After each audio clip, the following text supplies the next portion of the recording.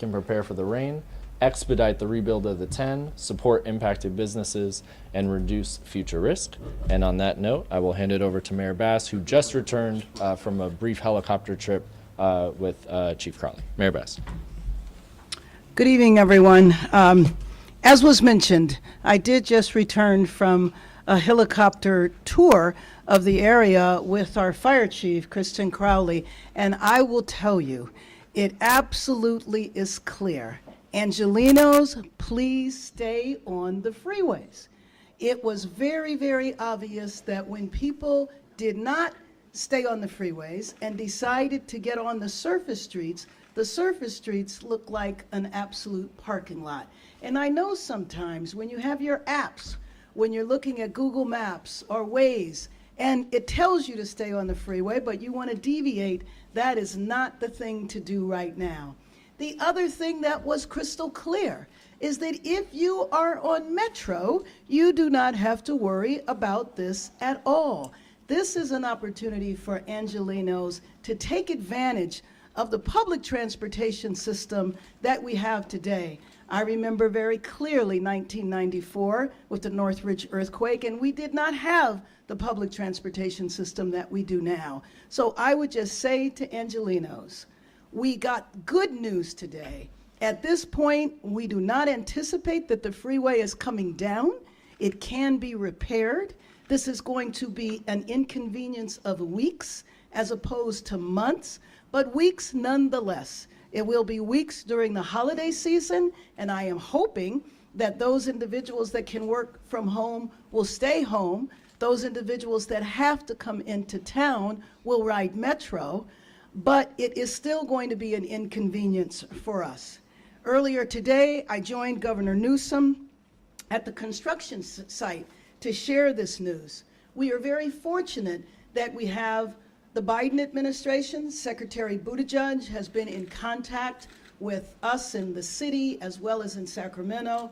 The governor has basically said 24/7, we will get this job done.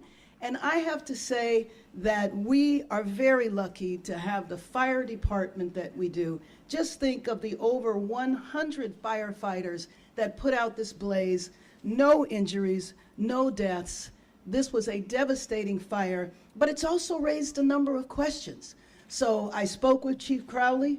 I ordered the fire department to inspect the properties underneath the freeways around the city, where we know that you can drive by and see lots of things stacked there, whether there's cars or wood or et cetera. We need to make sure that we will be safe and that this tragedy will not be repeated. This afternoon, I have some announcements that I want to make about steps that the city is taking to alleviate traffic and prepare for the rain. We have rain tomorrow, so in the midst of all of this, Angelenos, we have to prepare for the rain. We want to expedite the rebuild, we want to support impacted businesses, and we want to reduce future risk. So to alleviate traffic, I have directed the Department of Transportation to make commuter express buses free of charge. Once again, encouraging Angelenos to use public transportation on their commutes. I've also directed the department to assist Metro in making trains along the routes of the freeway closures go faster through processes that our Metro representatives will be happy to talk about in a few minutes. In preparation for the rain, the department is increasing the amount of white glove traffic officers in the congested areas to assist commuters to get through intersections faster, which we wouldn't have to worry about if people took Metro. We will have more information provided at tomorrow morning's 6 a.m. briefing. And by the way, we will have briefings every morning at 6 a.m. so that people will have specifics about the route they should take. We're also joined by our general manager of our emergency management department, Carol Parks, who can also answer any questions that you might have about the rain and how we will manage. Many businesses in and around downtown have been affected, which is why I've directed my Deputy Mayor of Business and Economic Development, Rachel Freeman, to compile and release state, federal, and local resources available for impacted businesses. Resources will be available on the website, emergency.lacity.gov. This evening, they should be up on the website, and we will send out a paper press release with those resources this evening as well. My deputy mayor for community engagement has canvassed the businesses around the area and are actively engaged in order to provide support. In the coming weeks, we will convene impacted business leaders to directly provide resources and support. The city is working to reduce the risks to make sure that this never happens again. I mentioned that our fire chief will immediately begin surveying similar areas under overpasses and identifying spots that might be of concern to take a proactive posture of prevention. That effort began today, and we will announce results when they are available. Now, Angelenos, I know that traffic is frustrating. I get frustrated too. We've heard a couple of incidences of road rage. We cannot have that. Angelenos need to turn toward each other and not against each other. I've heard a lot of anger at the homeless community and homeless encampments. There is no evidence at this point that this fire, even though we know it was arson, there is no evidence that this was the result of unhoused Angelenos. This is a tough time. We are all frustrated, but we cannot take our anger out on each other. We have stood together in crisis many times before. Just a couple of months ago, we were here in anticipation of a hurricane. We were fortunate because of the leadership of our fire chief that we averted the most difficult parts of that crisis. We can do this again. This one will last longer, but I am confident in my fellow Angelenos that we can get past this. I would like to, at this time, introduce and bring up our fire chief, Kristen Crowley. Good evening, everyone. My name is Kristen Crowley, the proud fire chief of the Los Angeles City Fire Department. As Mayor Bass had just stated, that we just completed our aerial reconnaissance of the area of the impacts of the 10 freeway that has just been closed down. A few things, just two main points I wanted to talk about tonight. The first one is, as we were doing our aerial reconnaissance, one thing that I noticed was obviously the very busy surface streets. The main thing that I noticed was one of our fire engines and our ambulances trying to make their way to an emergency call with their lights and sirens. So I think it's important that we talk about that. Obviously, we understand how it impacts everybody's lives, but that's one thing I don't think that we've hit home quite yet, is that specific point of how important we talk about every second counts when it comes to our emergency responders, that they're able to get to the scene as quickly as possible and as safely as possible. So please keep that in mind when you are trying to make that decision of where you're going to go, how you're going to get there, and the incredible response the city has taken up to this point and the direction that we've given to the community. So please take that into account when you are making that decision of where you're going to go and how you're going to get there. The secondary piece that Mayor Bass has already talked about is an important one, and that's that lean forward posture from the city side, from the fire department side, first responder side, is how are we going to reduce risk in the city? And what we have done already with the guidance and direction of Mayor Bass is we are actively engaged in a windshield survey, and that's where we utilize fire department resources. Now, we're utilizing fire department resources. These are our specialized individuals that are fire inspectors. They understand the code. They understand their districts. They are actively driving their districts within the city to identify potential other areas of concern. We're going to collect that data, work with the state as well to ensure that we are minimizing risk to the community so that this does not happen again. So I'm proud to say that our inspectors are doing an incredible job. Our first responders will continue to do the best job that they can to ensure that they get there quickly, but it's going to take all of us to ensure that that happens. So thank you very much for the opportunity, Mayor Bass. And next, I'd like to introduce the General Manager of the Department of Transportation, Laura Rubio Cornejo. Thank you, Chief. Thank you, Mayor. Good evening. My name is Laura Rubio Cornejo, General Manager for the Los Angeles Department of Transportation. LADOT has been on scene since the weekend to facilitate both safe travel and the operation of emergency response and recovery efforts. Today was the second full day of weekday travel where we were able to see the impacts of this closure on local streets. Based on what we've seen, we have already started to make adjustments in improving the travel experience for Angelenos during this closure. Yesterday, we saw a 15% increase in traffic on city streets surrounding the closure. Keep in mind that these are already some of our most impacted local streets. So every percentage increase counts. This morning, however, we only saw a 1% increase in traffic. We're thankful to all Angelenos who planned ahead and avoided driving during peak times. Please note the following changes as you make travel plans in the coming days. To help you get downtown if you need to, without taking the freeway, Commuter Express buses are now fare-free until the end of the year. Commuter Express provides long-range transit service from across our region, including lines from and to Northeast Valley, Thousand Oaks, South Bay, Long Beach, and others directly into downtown Los Angeles. Buses are air-conditioned with Wi-Fi, so all you need to do is board the bus, take a seat, and let us do the driving for you. To find a Commuter Express route that works for you, please go to ladottransit.com. You may also notice faster service on the Metro A and E lines in downtown, where we have adjusted signals to allow trains to move through intersections more efficiently.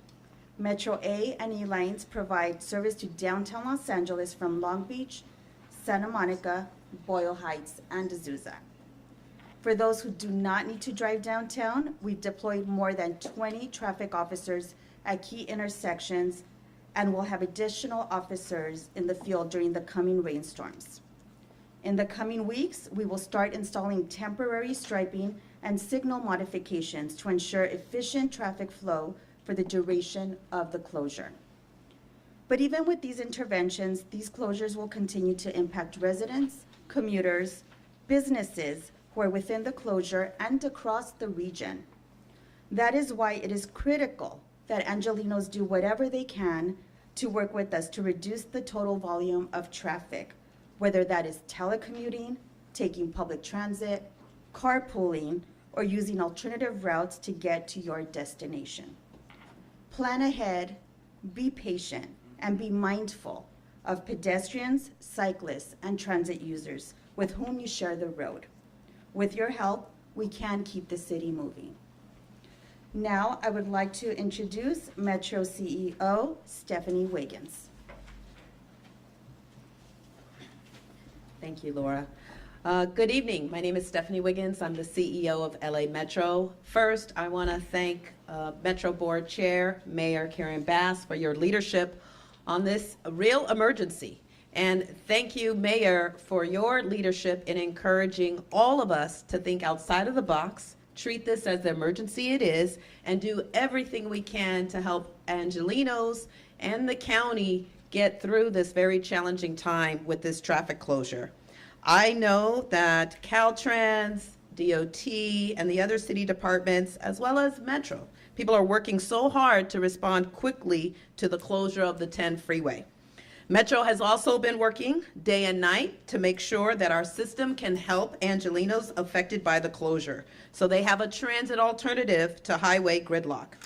Thanks to the recent opening of the regional connector earlier this year, the E line is essentially parallel to the 10 and runs 22 miles between East LA and Santa Monica with 29 stations. I want to thank again the mayor and general manager Laura Rubio Cornejo for the partnership in helping speed up the A and E lines. Yesterday, we saw a 10% increase in ridership on the E line alone. And while that is very promising, thank you, Angelenos, for heeding the calls. What we know in a post-pandemic environment is that Mondays and Fridays are usually the lighter transit days. And you may recall that because of Veterans Day, we were really coming off of a 3-day weekend. Already this morning, anecdotally, we've seen standing room only. We added more bus service, and we expect ridership to continue.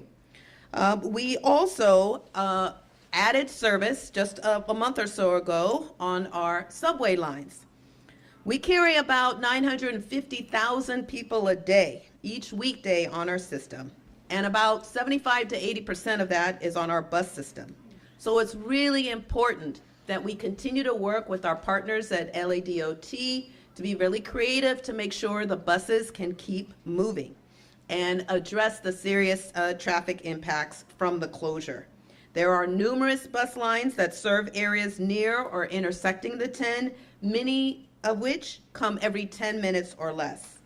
So we are planning for the rain. This rain, the first of any season, can be very treacherous, right? As Angelenos, we're used to our dry season. The roads get slicker on the first rain of the season.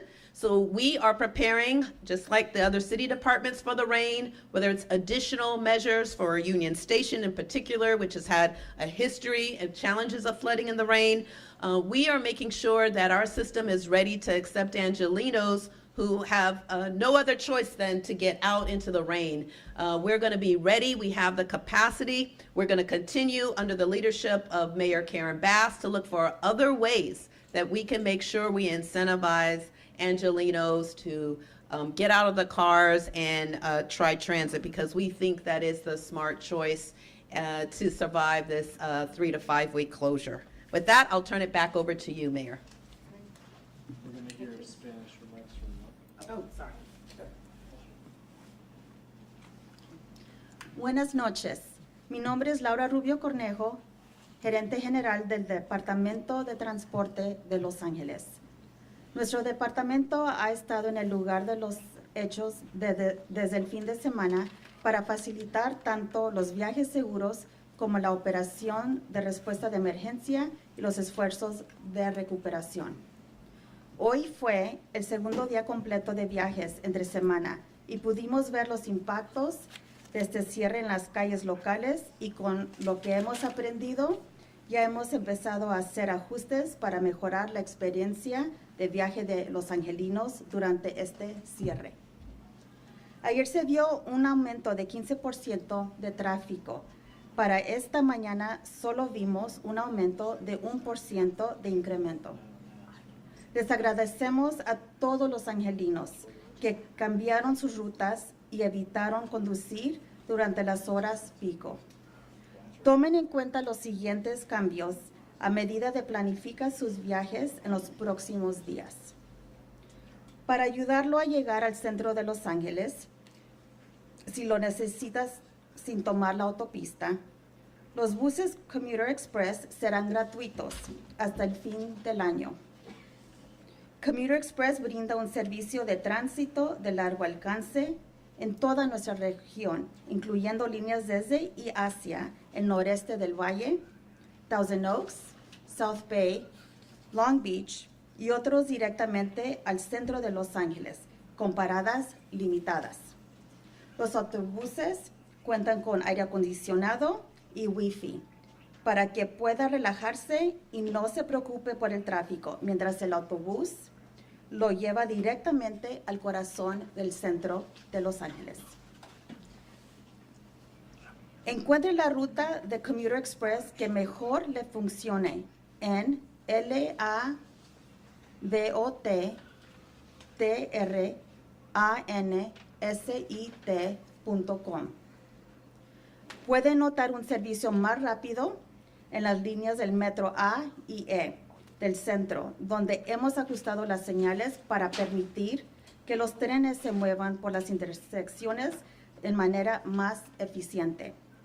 Las líneas del metro A y E brindan servicio al centro de Los Ángeles desde Long Beach, Santa Mónica, Boyle Heights y Azusa.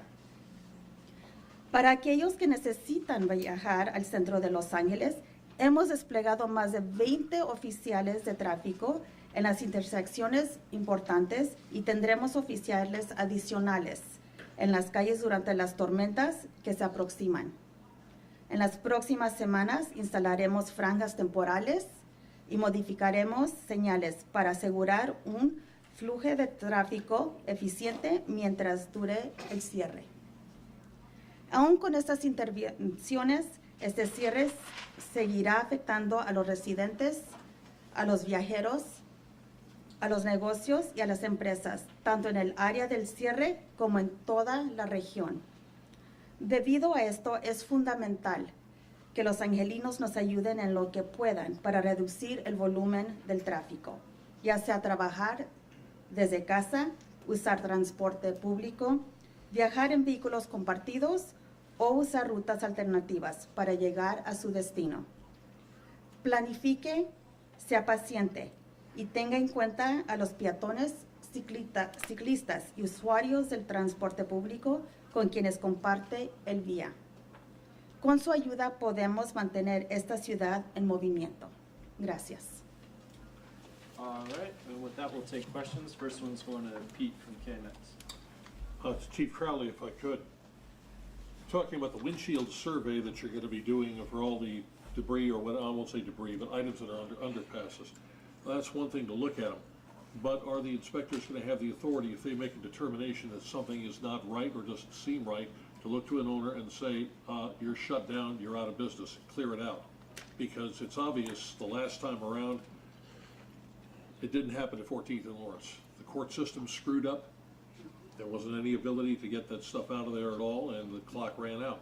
Are your inspectors literally going to say, move it or lose it?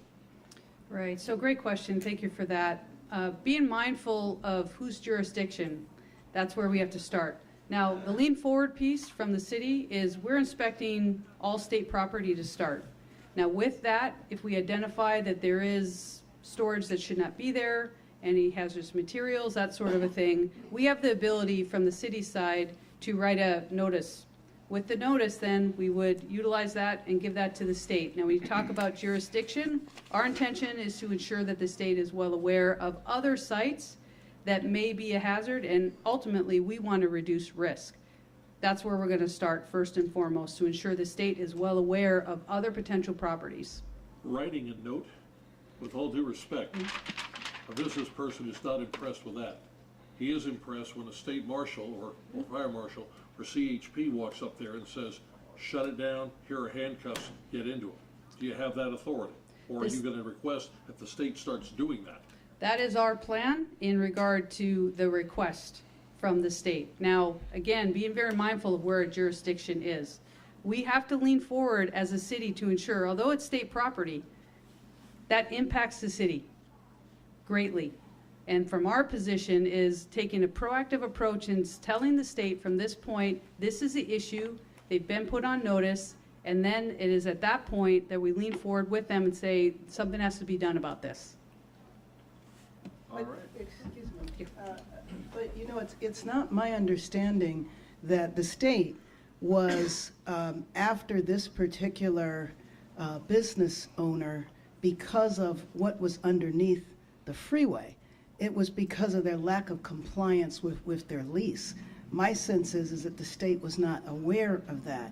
But now that we are aware of that, given the partnership that we have with the governor's office, I would agree with the chief. I don't have any reason to think that the state would not move in ways that they didn't this time, because that was not the focus of their court action.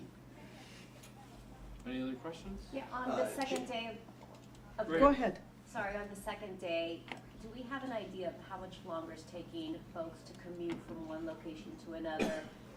We've spoken to some drivers, but do we have an idea? I know you mentioned 15% more on the side streets. Is there any kind of comparison that we can have now after this 2-day evaluation? Right, we don't, I think what's really critical to be able to give you a second day perspective is we don't have the evening numbers in yet.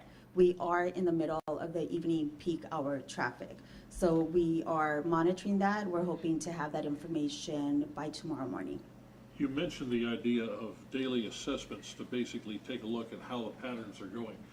with the information coming in daily, is that going to affect restriping, signaling, more traffic personnel out on the street? Are you literally going to be doing that on a daily basis, crunching numbers? We are doing that continuously throughout the day, determining where we need to locate traffic officers, relocate traffic officers, adjust traffic signal timing.